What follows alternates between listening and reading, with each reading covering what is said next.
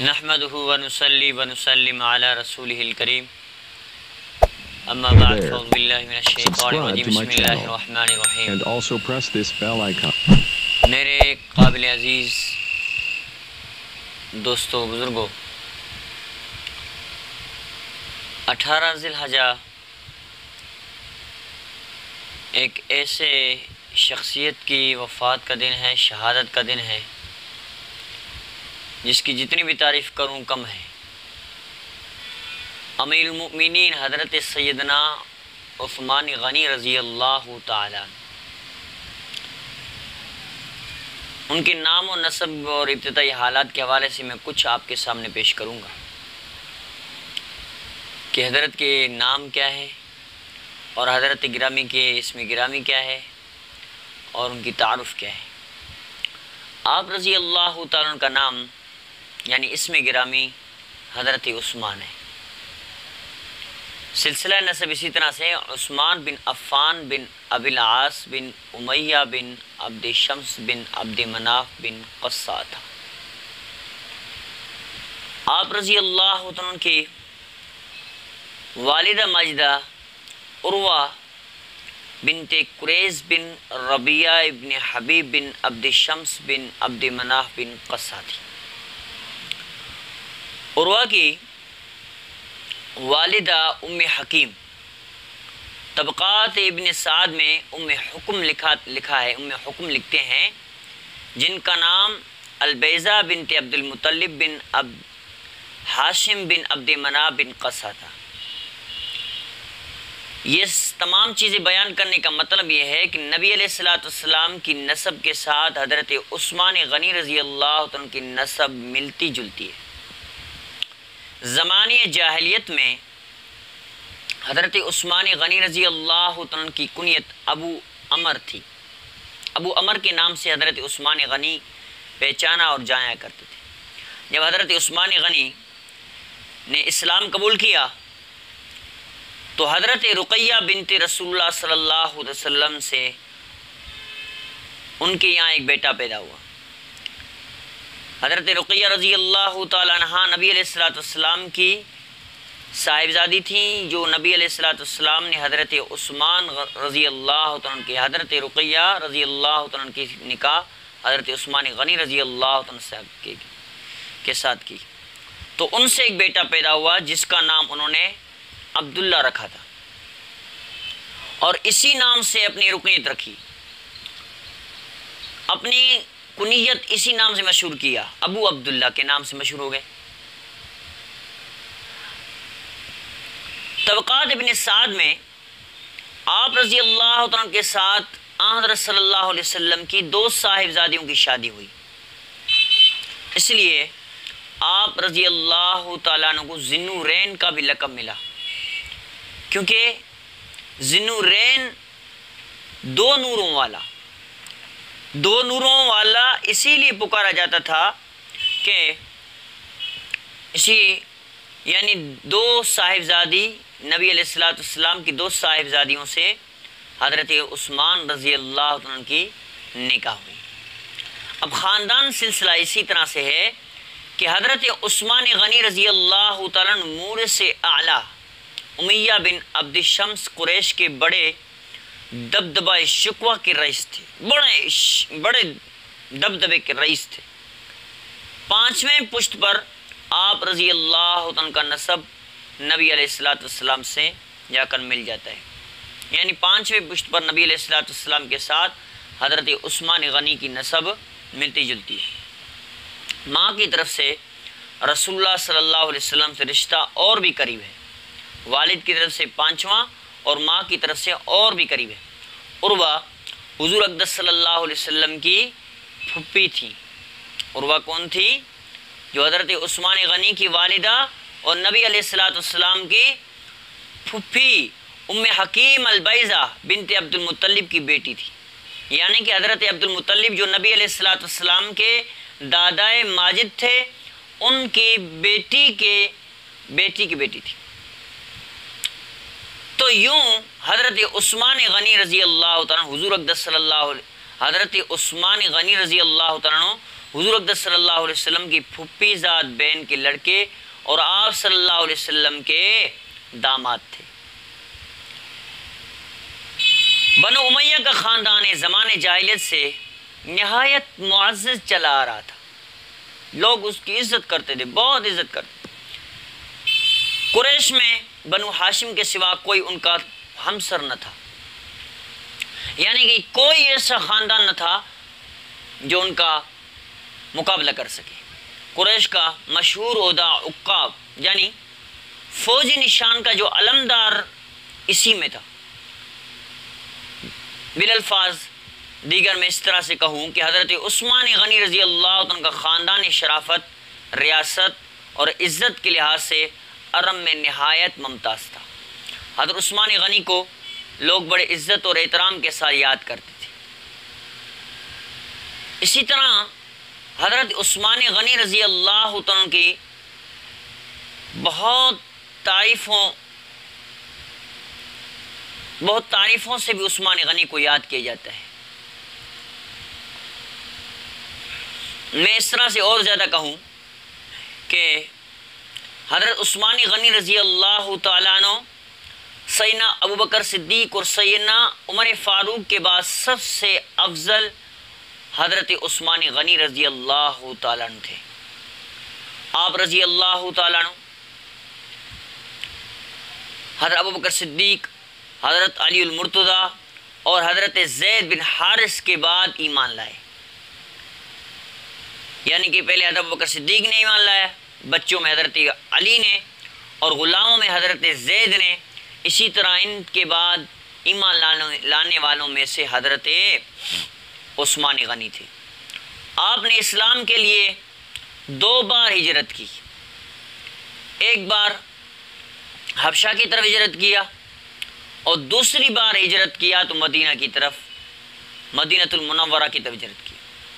حضرت عمر فاروق رضی اللہ تعالیٰ عنہ نے آپ کا شمار ان 6 خوش نصیب شخصوں میں کیا جن سے نبی کریم صلی اللہ علیہ وسلم کی ظاہری وصال تک راضی رہے۔ نبی علیہ السلام ظاہری وصال تک راضی رہے، وہ حضرت عثمان ہیں۔ اعزاز بھی حاصل ہے کہ آپ نے قرآن پاک کو لفظ لغت قریش پر جمع کیا، یعنی جو قریش کا جو لغت تھا اسی لغت کے مطابق قرآن مجید کی تمام مکمل جمع کیا، اس لیے جامع القرآن حضرت عثمان کو کہا جاتا ہے۔ حضرت ابن سلین کہتے ہیں کہ حضرت عثمان غنی رضی اللہ تعالیٰ مناسک حج کے سب سے زیادہ جاننے والے تھے۔ جتنا علم حضرت عثمان غنی کو حج کے حوالے سے تھا اتنا علم کسی کے پاس نہ تھا۔ آپ صلی اللہ علیہ وسلم، آپ رضی اللہ تعالیٰ نے سرکار دو عالم سے 140 احادیث روایت کی ہیں۔ آپ کی حیا اور سخاوت بہت مشہور ہے۔ حیا کا ایک واقعہ سناتا ہوں کہ رسول خدا صلی اللہ علیہ وسلم ایک دفعہ ایک حجرے میں ایسے آرام فرما تھے اور نبی علیہ السلام کی پنڈلی سے حضور کی چادر، حضور کا کرتا مبارک ہٹ چکا تھا، دروازہ بند تھا، کنڈا لگا ہوا تھا۔ دروازے پہ دستخط ہوئی، کہا کون بھائی؟ کہا ابو بکر صدیق رضی اللہ تعالیٰ عنہ۔ کہا کہ بھائی اندر آنے کے لیے اجازت دی جائے۔ اندر آ گئے، حضور اپنی حالت میں، اپنی حیت میں ٹیک لگا کے ہوئے اور پنڈلی بھی ظاہر ہے، تو رسول خدا صلی اللہ علیہ وسلم اسی حالت میں رہے۔ پھر اچانک سے پھر دروازے دستخط ہوئی، کہا کون؟ کیا عمر؟ اجازت مل گئی، عمر فاروق اندر آ گئے۔ پھر دستخط ہوئی، کون؟ عثمان۔ حضور نے فرمایا عثمان کو ذرا یہ تھوڑا سا جو ہے نا بریک لیں، تھوڑا سا رکیں۔ حضور نے سیدھے آرام سے کھڑے ہو گئے اور پنڈلی چھپایا اور کہا کہ ابھی عثمان کو اندر آنے کی اجازت دی جائے۔ عثمان اندر آئے، بات کی، گپ شپ لگائے، چلے گئے۔ تو حضرت عائشہ صدیقہ رضی اللہ عنہ سوال پوچھنے لگی، یا رسول اللہ میرے والد محترم آئے، آپ اسی حیت میں اور آپ کی پنڈلی ظاہر تھی، آپ نے چھپانے کی کوئی بھی دقت محسوس نہیں کی۔ عمر آئے تو آپ نے پنڈلی کو چھپانے کی کوئی بھی دقت محسوس نہیں کی۔ جب عثمان آئے تو آپ نے اپنی پنڈلی کو چھپانے کی کوشش کی۔ تو حضرت نبی علیہ السلام مسکرائے اور کہا کہ عائشہ میں اس عثمان سے کیسے حیا نہ کروں، اس عثمان سے اللہ کے فرشتے بھی حیا کرتے ہیں۔ محترم دوستو، 18 ذی الحجہ ایک دنیا کا عجیب دن ہے، جس دن کو حضرت عثمان غنی رضی اللہ عنہ کی شہادت، باغیوں نے حضرت عثمان غنی کی پانی بند کیا، کھانا بند کیا، حتیٰ کہ میل جول بند کیا۔ حضرت علی رضی اللہ عنہ آئے، کہا عثمان آپ ہمیں اجازت دیں، ہم ان کو چھٹی کا دودھ یاد دلا دیں۔ لیکن حضرت عثمان غنی رضی اللہ عنہ نے یہ بات برداشت نہیں کی کہ بھئی میرے ہوتے ہوئے میری خلافت میں خون ریزی ہو، یہ عثمان کو پسند نہیں ہے، میں عثمان نہیں چاہتا، کیونکہ نبی علیہ السلام نے خود عثمان غنی کی خلافت کے بارے میں یوں کہا تھا کہ اے عثمان، عنقریب اللہ تعالیٰ تمہیں ایک قمیص پہنائے گا، یعنی خلافت عطا کرے گا، اگر لوگ اسے اتارنا چاہیں تو تم نہ اتارنا۔ لوگ اگر اس قمیص کو، اس خلافت کو اتارنے کی بہت کوشش کریں گے لیکن تم نہیں اتارنا۔ پس میں اپنے آقا و کریم صلی اللہ علیہ وسلم کے حکم کے خلاف نہیں کر سکتا۔ کہا کہ بھئی ان باغیوں نے کہا کہ آپ خلافت چھوڑ دو، تو انہوں نے کہا بے شک حضور اکرم صلی اللہ علیہ وسلم مجھ سے یہ عہد لیا تھا اور میں اس پر صابر ہوں، میں اس خلافت کو نہیں چھوڑ سکتا، کیونکہ میرے حضور نے فرمایا خلافت آپ کی قمیص ہوگی، اس قمیص کو اتارنے کی کوشش کریں گے لیکن آپ نہیں اتارنا۔ آپ کے انکار پر محاصرہ اور سخت کر دیا گیا، مسلسل 40 دن تک قائم رہا، یہاں تک کہ آپ پر پانی بھی بند کر دیا گیا۔ ایک دن حضرت عثمان غنی رضی اللہ عنہ نے اوپر سے جھانک کر مجمع سے پوچھا، کیا تم میں علی موجود ہیں؟ لوگوں نے کہا نہیں۔ پھر پوچھا کیا تم میں سعد ہیں؟ جواب ملا نہیں۔ پھر آپ نے فرمایا کوئی شخص علی کو یہ خبر پہنچا دے کہ وہ ہمارے لیے پانی مہیا کر دے۔ یہ خبر جب حضرت سیدنا علی رضی اللہ عنہ تک پہنچی تو آپ نے پانی سے بھرے ہوئے 3 مشکیزیں بھجوا دیے، لیکن یہ پانی ان تک سخت کوشش کے بعد پہنچا۔ اسی دوران بنو ہاشم اور بنی امیہ کے چند لوگ زخمی بھی ہو گئے۔ اس بات سے حضرت علی کو اندازہ ہو گیا کہ بلوائی حضرت عثمان کو قتل کرنے کے در پہ ہیں۔ اکابر صحابہ نے بلوائیوں کو سمجھانے کی بہت کوشش کی، متعدد تقریریں کی، مگر ان پر کوئی بھی اثر نہیں ہوا، کوئی بھی اثر نہیں پڑا۔ حضرت علی نے اپنے صاحبزادوں حضرت حسن رضی اللہ تعالیٰ عنہ اور حضرت حسین رضی اللہ تعالیٰ عنہ کو حکم دیا کہ تلواریں لے کر حضرت عثمان غنی کے دروازے پر چوکس کھڑے رہیں۔ اس بات کی طرف میں ایک بات آپ سے اپنے موضوع کے ہٹ کر بات کرنا چاہتا ہوں کہ آپ دیکھیں کہ لوگ کہتے ہیں کہ علی اور عثمان دشمن ہیں، اہل بیت کے ساتھ عثمان کی دشمنی ہے۔ دشمن کا پہرا نہیں دیتا، دشمن کے گھر کے جان کے لیے پہرا نہیں دیتا، گھر کے لیے پہرا نہیں دیتا، دشمن کو اکھاڑ دیتا ہے۔ تو یہ دشمنی نہیں ہے، یہ محبت ہے کہ علی کہتا ہے صاحبزادو چوکس کھڑے رہو، خبردار کسی بلوائی کو ہرگز اندر نہ جانے دینا۔ اسی طرح حضرت طلحہ اور حضرت زبیر اور دیگر اکابر صحابہ نے اپنے بیٹوں کو ان کی حفاظت کا حکم دیا کہ جاؤ کھڑے رہو ادھر، اور یہ سب نہایت مستعدی سے مسلسل ان کی حفاظت کرتے رہے چاروں طرف سے۔ حضرت مغیہ بن شعبہ رضی اللہ عنہ سے روایت ہے کہ میں نے محاصرہ کے دوران حضرت عثمان سے کی آپ امیر المومنین ہیں۔ حضرت مغیرہ بن شعبہ نے کہا کہ میں نے عثمان سے کہا کہ آپ امیر المومنین ہیں۔ میں نے 3 باتوں میں سے ایک ضرور مان لیجئے. اول یہ کہ آپ حق پر ہیں اور وہ باطل پر. یہاں آپ کے حامیوں کی حفاظت جماعت کا موجود ہے. آپ حکم دیجئے ان باغیوں کو مقابلے کے لیے نکلیں. دوم یہ کہ آپ پچھلی طرف سے نکل کر مکہ مکرمہ چلے جائیں، ہم آپ کی مدد کریں گے. وہاں حرم کعبہ کی وجہ سے یہ لوگ آپ پر حملہ نہیں کر سکیں گے. سوم یہ کہ آپ ملک شام چلے جائیں. وہ امیر المؤمنین حضرت امیر المعاویہ ان کی موجودگی میں اب ان کی فوج موجود ہے. حضرت عثمان نے جواب میں فرمایا رسول اللہ کا خلیفہ ہو کر میرے لیے یہ ناممکن ہے کہ میں اپنی حکومت کی بقا کے لیے مسلمانوں کی خون ریزی کر دوں. دوسری بات جواب یہ ملا کہ مکہ معظمہ جانا مجھے اس لیے پسند نہیں کہ ان لوگوں سے یہ بھی توقع نہیں کہ حرم پاکہ کی حرمت کا کوئی لحاظ کریں گے. مجھے یہ بھی توقع نہیں کہ یہ خیال کر سکیں گے حرم کعبہ کی حرمت کا. اس لیے میں نہیں چاہتا کہ میری وجہ سے اس مقدس شہروں کی حرمت پامال ہو. اور تیسری صورت یہ ہے کہ جواب یہ ہے کہ میں اپنی ہجرت کے مقام پر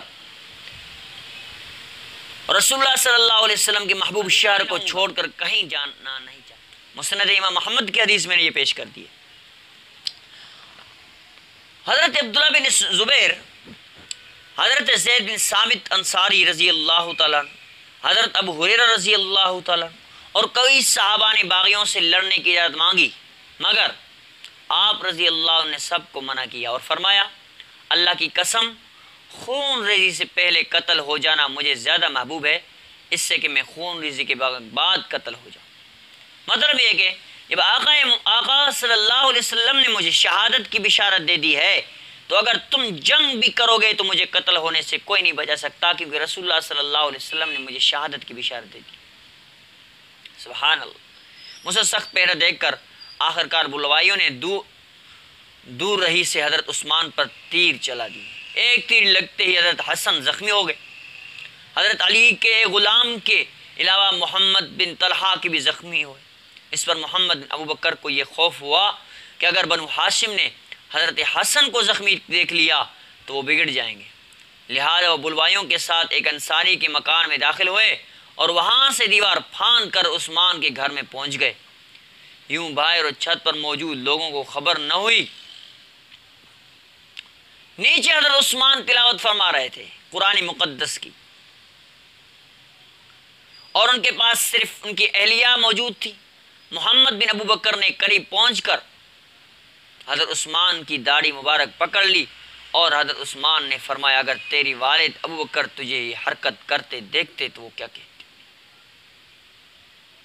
یہ سن کر انہوں نے حضرت آپ کی داڑھی چھوڑ دی اور نادم ہو کر پیچھے ہٹ گئے.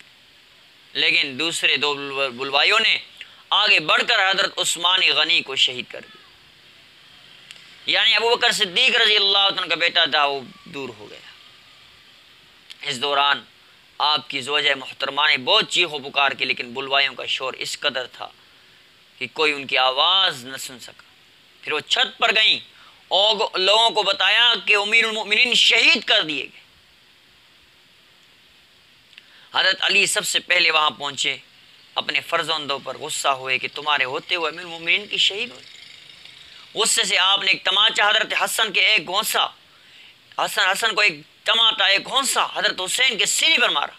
محمد بن طلحہ حضرت عبداللہ بن زبیر کو بھی بلا بھلا کرا، بہت برا بلا کہا. پھر حضرت عثمان کی اہلیہ سے قاتلوں کے متعدد پوچھا. انہوں نے بتایا میں انہیں تو نہیں جانتی مگر ان کے ساتھ محمد بن ابو بکر تھے.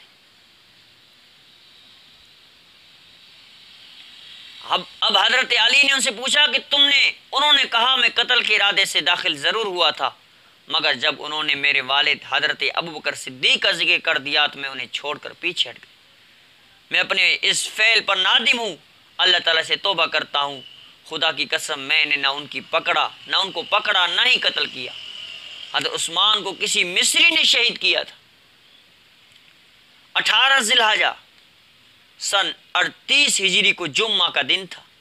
حضرت عثمان غنی نے خواب میں دیکھا کہ حضرت سیدنا ابو بکر صدیق حضرت عمر فاروق تشریف فرمائیں اور حضور اقدس صلی اللہ علیہ وسلم فرما رہے ہیں عثمان جلدی کرو، آج تم ہمارے ساتھ افطار کرنا ہے. اسی دن آپ شہید کیے گئے تھے. آپ کی عظمت کا اندازہ اس بات سے کیجئے کہ آپ کے باغی کم و پیش 2000 تھے اور آپ کے حامی کئی ہزار تھے۔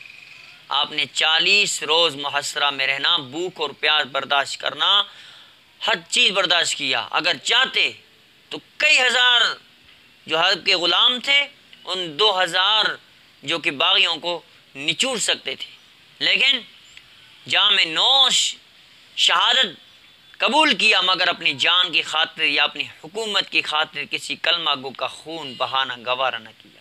سبحان اللہ تعالی۔ اللہ تبارک و تعالیٰ سے دعائے رب العالمین ہمیں جذبہ ایمان حضرت عثمان غنی جیسی نصیب فرمائے اور شہادت بھی حضرت عثمان غنی جیسی ہمیں نصیب فرمائے۔ وآخر دعوانا الحمدللہ رب العالمین۔